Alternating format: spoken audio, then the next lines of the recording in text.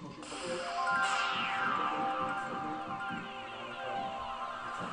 fish stocks are overlapping national borders, the European Union offers to all economic operators a common framework to share the exploitation of the resources. For conservation measures to be effective, all participants, not just some, must be involved. Cooperation, as well as a culture of compliance, needs to be in place so that the rules are properly respected. The decision-making process is well defined. Scientists gathered in the ICES are giving their advice on the health of stocks, which is taken into account by the European Commission to fix the maximum number of allowed catches, the so-called tax, and quotas determining every year how much fish can be caught. The ministers of the different EU countries meet once a year to assess this proposal and take the final decision. In the past, EU rules were not respected as they should. This led to the reform of the Common Fisheries Policy in 2002. The CFCA was created for the purpose of enhancing cooperation between national authorities in order to ensure consistent enforcement across the borders.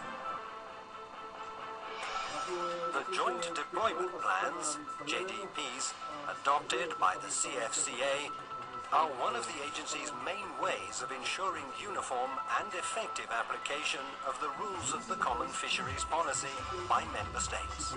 Joint deployment plans are the vehicle through which the CFCA organizes joint deployment of the human and material resources pooled by member states.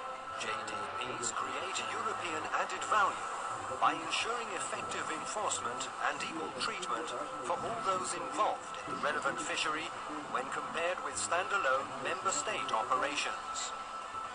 Inspector for different nationalities. In the framework of the bluefin tuna JDP, for example, there is a multinational team composed of CFCA coordinators and national experts working during the whole control campaign at the CFCA headquarters. This team coordinates on a daily basis the control strategy to be followed by the inspection means pulled by member states concerned.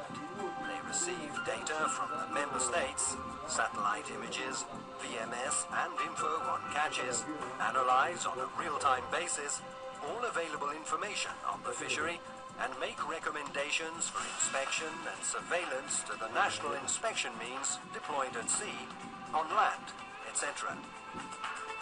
Furthermore, the CFCA chartered, on behalf of the member states concerned, an EU inspection vessel, the Jean Charcot.